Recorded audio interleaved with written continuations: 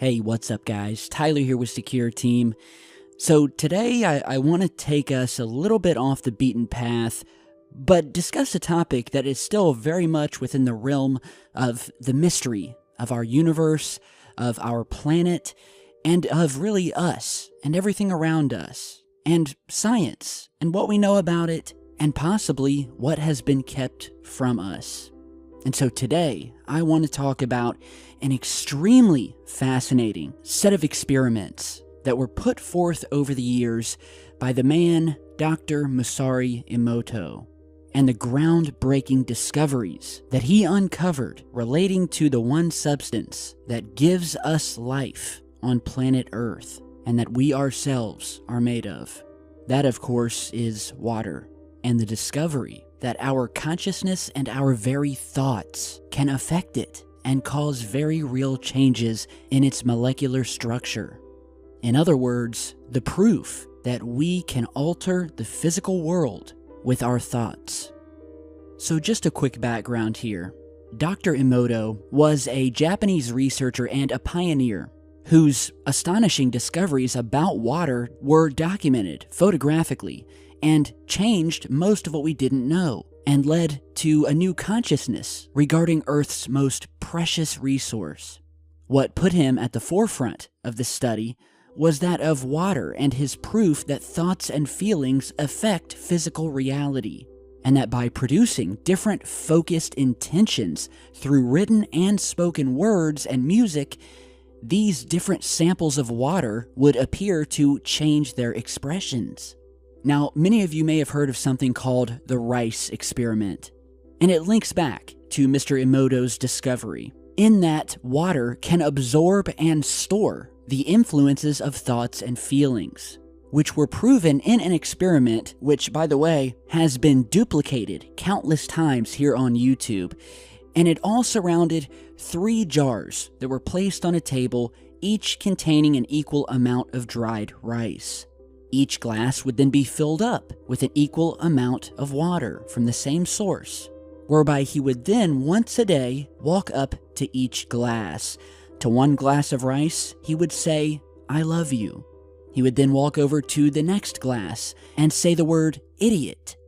And finally, he would completely ignore the third glass. And after some days of doing this, it was revealed that the rice with which he said he loved had begun fermenting with a beautiful white color to the rice and a rich aroma.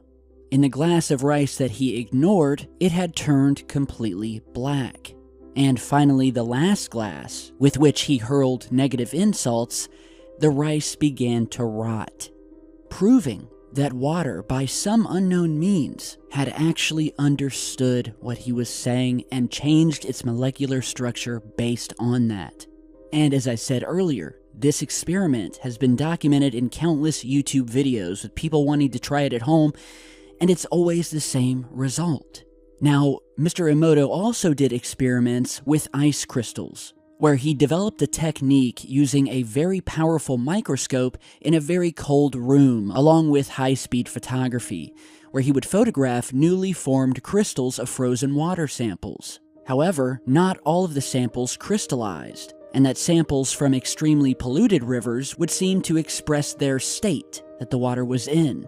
He would also take water and expose it to either loving words or negative words and thoughts, with simply breathtaking results.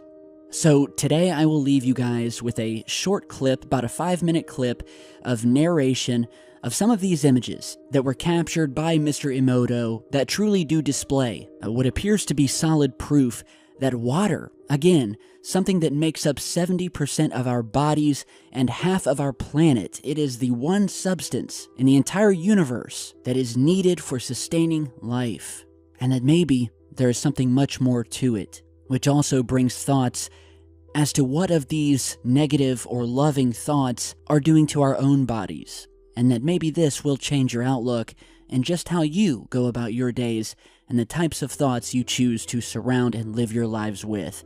So enjoy this clip, let me know what you guys think down below, and feel free to test this experiment on your own. So thank you all for stopping by, and I'll see you all back in just a bit. water is the very source of all life. This photo shows the beautifully formed geometric design of the Uchit Spring water. This next photo is from the Shimanto River, the last clean spring in Japan. Notice the extraordinary geometric forms. The fact that the molecular structure of water can be affected by our consciousness, our intent, and our sounds is extremely important. This photo is from the Mount Cook Glacier in New Zealand. Mr. Emoto has been visually documenting these molecular changes in water by means of his photographic techniques. He freezes droplets of water, then examines them under a dark field microscope that has photographic capabilities. His work clearly demonstrates the diversity of the molecular structure of water and the effects of the environment upon the structure of the water. This photo is from the fountain in Lourdes, France.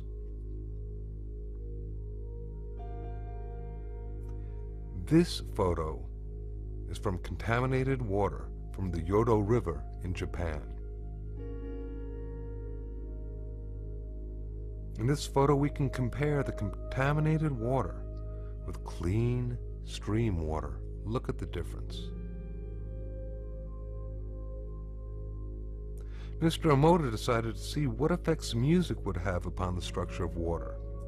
He placed distilled water between two speakers for several hours while playing different music and then photographing the crystals that formed after the water was frozen. This photo is of water being exposed to Beethoven's Pastorale. This photo is the effect of Bach's Air for the G string on the water.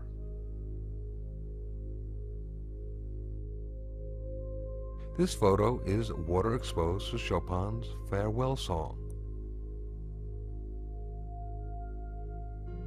This next photo is water being exposed and affected to music that was designed for healing. This photo is of water being exposed to the Kawachi folk dance. This photo shows the effect of heavy metal music upon the water. Here now we can compare the effects of healing versus heavy metal music and what happens to the water molecules. Mr. Emoto decided to see how thoughts and words affected the formation of untreated distilled water crystals by typing words onto paper and then taping this paper onto glass bottles overnight.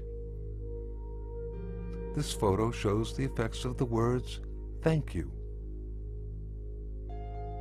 This next photo shows the effects of the words, "love" and "appreciation." This photo shows the effects of the words, "You make me sick, I will kill you." And here we can compare the effects of "thank you" with the "you make me sick, I will kill you." Very, very different geometric forms being occurred through the intention. Now this photo is of a very polluted and toxic water from the Fujiwara Dam. Here now is the same water from the Fujiwara Dam after a Buddhist monk had offered a prayer over it. Prayer, that sound coupled with intention, seems to have an extraordinary ability of restoring water to its natural, harmonious, geometric symmetry. And in this photo we can compare the toxic water and then the effects of praying over the water. It's really quite impressive.